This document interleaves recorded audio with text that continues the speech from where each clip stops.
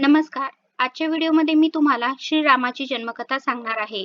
पृथ्वीवर जेव्हा जेव्हा दुर्जनांचा अत्याचार वाढतो, पापे वाढतात, तेव्हा तेव्हा सज्जनांचे रक्षण करण्यासाठी देव अवतार असे मानले जाते. पुराणामध्ये भगवान विष्णूंचे दशावतार म्हणजे 10 अवतार सांगितले आहेत. त्यापैकी 7वा अवतार म्हणजे श्रीराम.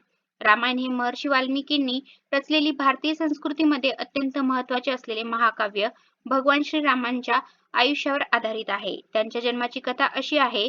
अयोध्येचे पराक्रमी राजा दशरथ यांना 3 राण्या होत्या, कौशल्या, कैकेयी आणि सुमित्रा.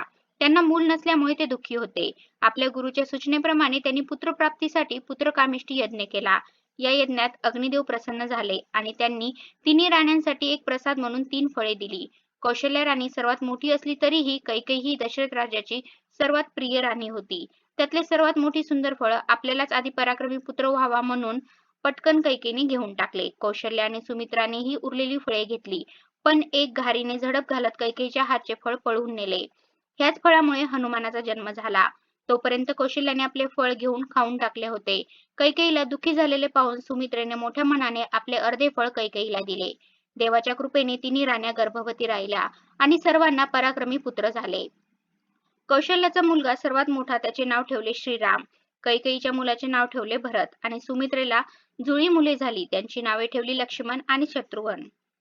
असे म्हणतात की तिन्ही राण्यांना फळ मिळूनही कैकेयीच्या मनात लोभ असल्यामुळे तिचे फळ पळवून नेले गेले आणि सुमित्रेने आपल्याला मिळालेल्या एकाच फळातून कैकेयीला अर्धे देण्याचा उदारपणा दाखवल्यामुळे तिला अर्धे फळ खाऊनही एकाऐवजी 2 पुत्ररत्न प्राप्त झाली.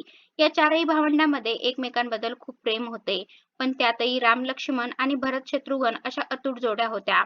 चौघेही पराक्रमी होते, पण श्रीराम हे साक्षात भगवान विष्णूंचा अवतार असल्यामुळे त्यांनी अनेक असुर राक्षसांचा संहार केला. रावणासारख्या अत्याचारी राक्षसाचाही विनाश केला. चैत्र महिन्याच्या शुक्ल पक्षातील नवमीला श्रीरामाचा अयोध्येत जन्म झाला. त्यामुळे हा दिवस रामनवमी म्हणून ओळखला जातो. रामाच्या मूर्तीला पाळण्यात ठेवून त्यांचा जन्म साजरा करत त्यांची बाळ रूपात पूजा केली जाते. रामाचा जन्म म्हणजे रामनवमी. रामाने रावणाला मारल्याचा दिवस म्हणजे दसरा. राम अयोध्येत परतले तेव्हा दिवाळी आणि रामाचा राज्याभिषेक झाला तो दिवस म्हणजे गुढीपाडवा.